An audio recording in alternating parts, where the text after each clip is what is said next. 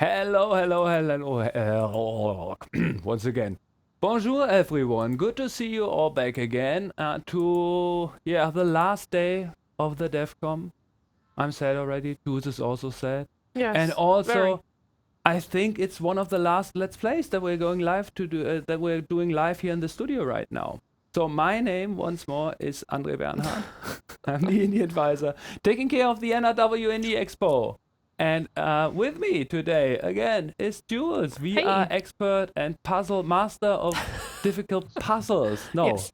introduce yourself. Hi, I'm Jules. Please. Officially, I'm a project manager of devcom, and I'm here to, play an interesting game that I've never seen before so far, unfortunately. Actually, the game that we're going to play now is as hardcore as it could get, and that's why we brought in the developer. And there is Alexander. Alexander Sienin, if I pronounce it correctly. Yeah, hello everyone. Really glad to meet you all. And the game is indeed quite hardcore. So, but we'll see how we tackle this one. But I mean, And so basically it's a World War II war game, but it differs from other similar titles in a way that we've implemented much more narrative. We have like over 80 minutes of cinematics and stuff, so we not only show the battles, but also try to retell the story of those events and also basically like politics and stuff behind that. And that sometimes gets our games in trouble. So just a today second. we'll Can we see the game actually, please? Yeah. Nice. So today Thanks a we'll lot. play the latest part in the series that covers two campaigns. It's basically United States campaign after Normandy and the United Kingdom campaign from the outbreak of the war up to the landing in Italy.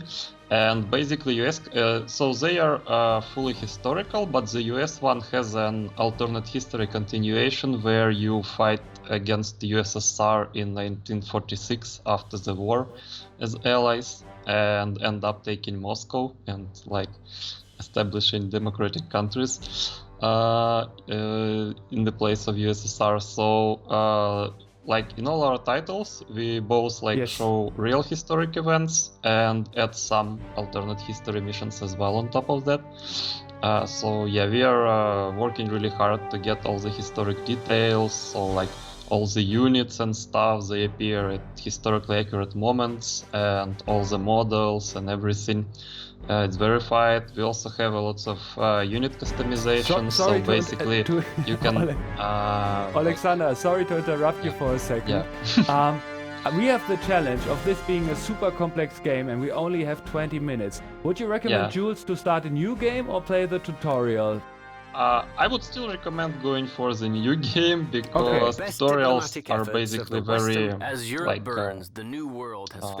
you can only do what you're supposed to do, so it wouldn't be like very interesting. So despite the game being complex, I would recommend maybe we should have a glimpse at both campaigns. So maybe we could start like one campaign, have a quick look, and then start another one quickly. Right, because we talked about this title before, and I know that one of the inspirations for you doing these kind of games is Panzer General. And, sure. And I really tried to spend some time finding someone in the office who's also very much into Panzer General.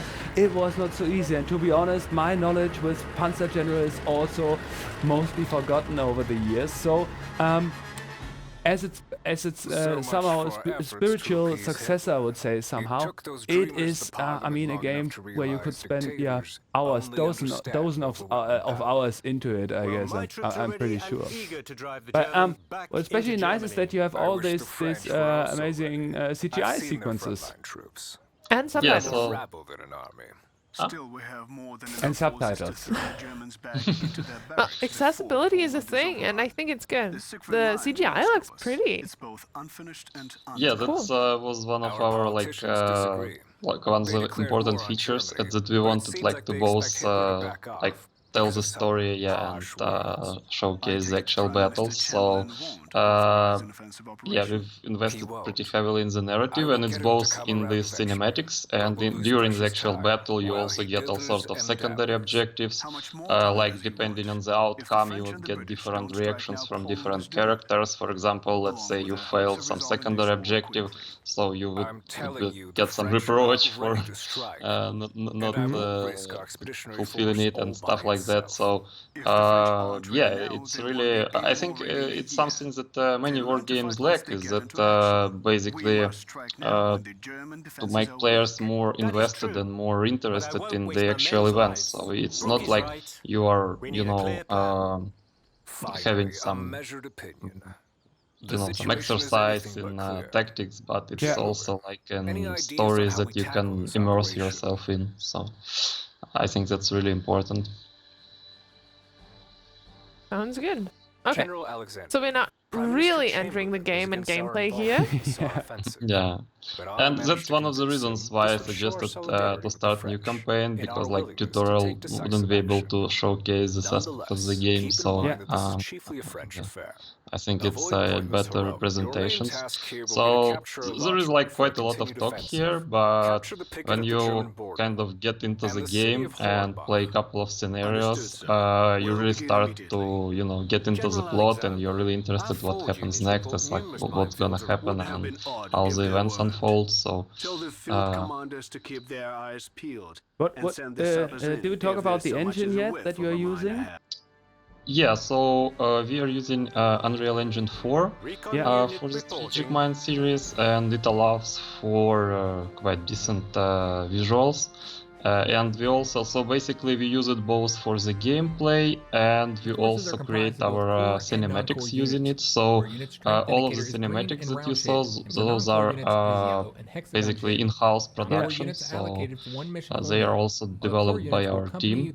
And you'll be able to level them up and provide them with new equipment. yeah, so you can left click to skip any like advice or something if you don't want to listen to that, or like you can also skip animations if you want to speed up the gameplay.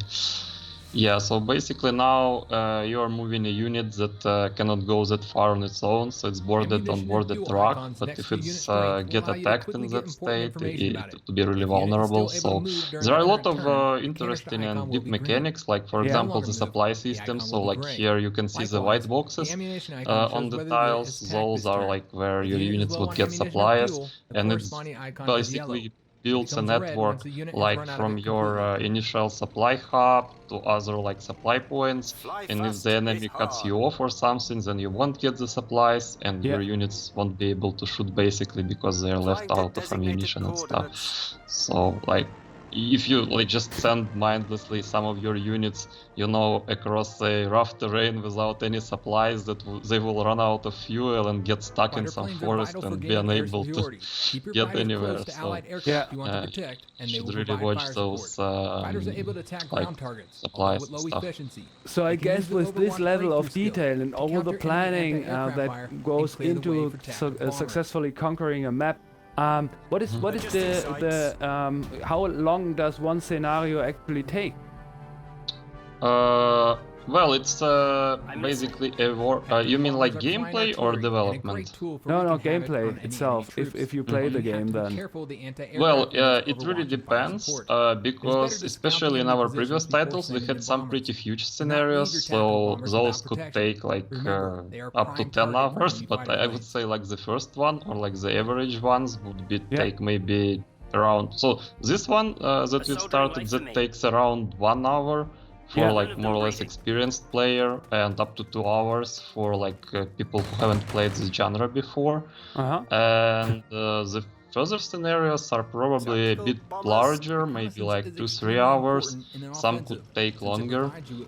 So yeah, in our previous titles we had some scenarios that could last like maybe for 8 hours, but we've decided to cut down on that. So here we have a more balanced like length. So we still keep them like rich in terms of objectives and stuff, but we decided to like limit them so that it's not so you know, it's very hardcore for anyone to play for, like, you have to cut down it, you know, like several days or like play for a long time, so it's not that fun. So we are trying to kind of, so like we are also working on the next project, which is like where you play Finland, like strategic mind, Spirit of Liberty. Yeah. Such as cities, mountains, Yeah, forests, so swamps, basically, shallows, and well-entrenched Are you infantry featuring units. all kind of military units? Like, is there also naval battle and also ships, tanks, yeah, so airplanes? in this title, there are some like naval units, but they are more of a secondary role. Yeah, okay. So you could still you fire your like battleship cannons or like use your like escort ships and stuff, but those are playing secondary role here. But our very first strategic mind title, it was dedicated to the war in the Pacific, and it had both US and Japanese campaign, and so there we really focused on all the naval battle mechanics. So it's quite different because like ships and trains in the game, they consist of different parts, and each part have their own HP and strengths, and so they are like destroyed separately, and it affects unit in different ways. So naval units are quite powerful here. And we have like aircraft carriers on which you can land your carrier-based aviation, refuel them, and then take off again, and change equipment there. So there is really like a detailed and quite complex like naval combat system, which is actually quite different from other Panzer General like games, which use like simplified system where naval units are basically an extension of ground or like land ones, but here those are quite different. So I think that makes it interesting, and we have a full scope, so we have like all types of ground units, all types of naval units, and basically all types of air units. So for example, usually you only summon strategic aviation like an HQ skill, so it flies, bombs, and flies away, but in the US campaign, that's basically the only campaign where you have strategic bombers as an actual unit, and you can purchase them and use them on the battlefield. So yeah, like every campaign and like every country, they have some unique units or like unique abilities that makes the gameplay different. Yeah. So maybe if all the automatic fighting is over, we start all over and take a look into the other campaign. Yeah, sounds good. So you can also click to skip animations if you want to speed it up. Yeah, as we like only have 5 minutes left, I guess. Okay. We speed up this process and jump into the... Yeah, let's showcase. So this is like SAR offensive. It's like early, just at the outbreak of the war, and it was an attempt to attack Germany from the other side and help Poland in some way, but it wasn't very successful. And it's a bit of a stretch that we have British forces here. Historically, it was mostly French. That's why we have those like allied French units there. But all the rest of the like, operations are very accurate in that regard. So yeah, let's have a look at the Normandy landing. So we are in 1944.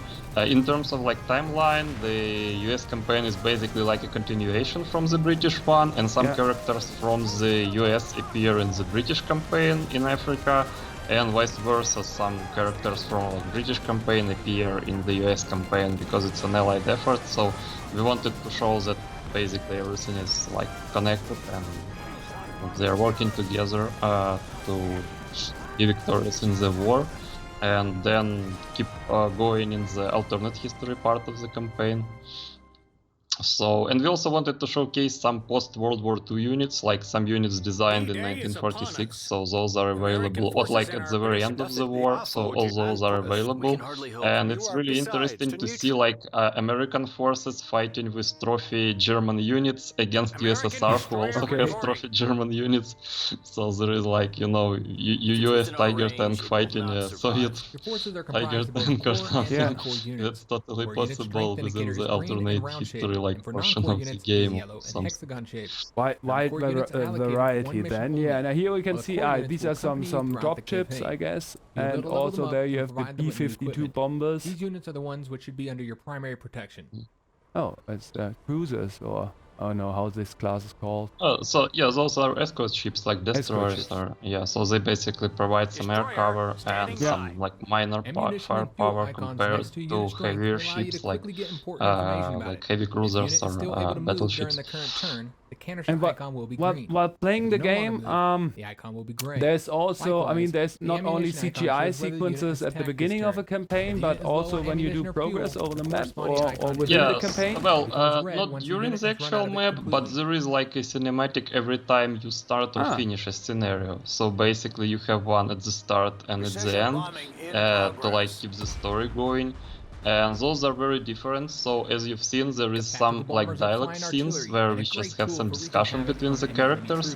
And others where we have some combat scenes. For example, there are like some really picturesque like tank battles in Ardennes or and stuff like that. So yeah, it really depends on the like actual battle or like point in the campaign.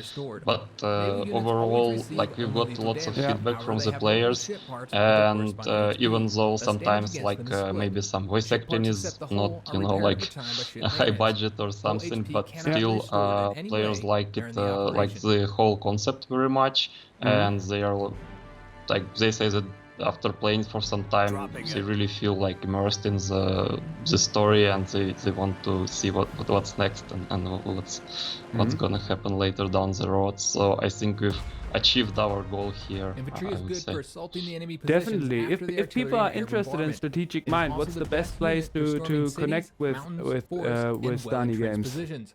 A Yeah, well-entrenched so infantry is a tough target for the our enemy games assault. are available on Steam, as well on some other platforms like GOG.com, Greenman Gaming or Humble Bundle, so whatever like works for you. Most of the PC stores have it. Yeah, so check out the Strategic Mind franchise. We have several titles there covering different theaters of the World War II. So And besides that, is there also a Discord, or should they use the Steam forums? sure. On some Steam community, you can find links to our Discord channel where you could chat with developers and ask any questions you have while playing. We are quite open, and we always try to. You can also reach out to us via email. It's contact@starnigames.com. So if you have any troubles or like any questions, we usually answer quite quickly. So you're welcome, and I hope you like our games. Sounds great. So thanks a lot for taking the time, being with us, and explaining to us about how Panzer General games look like nowadays and what kind of improvements can we make over there. Thank you very much for inviting me. Yeah, you're welcome. What was the price point again of the game? Yeah, so all of our titles usually like cost $30 with original prices, but I think Strategic Mind Blitzkrieg is 40. But you can also get some discounts, although we don't discount low, so those are usually like 20-30%, Okay. maybe 40 for Strategic Mind the Pacific. Okay, So- make sure everyone to check it out on Steam, Strategic Mind. Starni Games, thanks a lot for being with us. We have to say goodbye. I'm not Great. quite sure. Do we have an ad or something coming up next?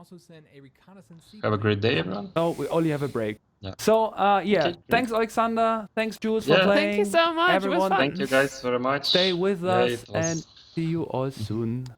Bye. Yeah. Bye. Have a good day.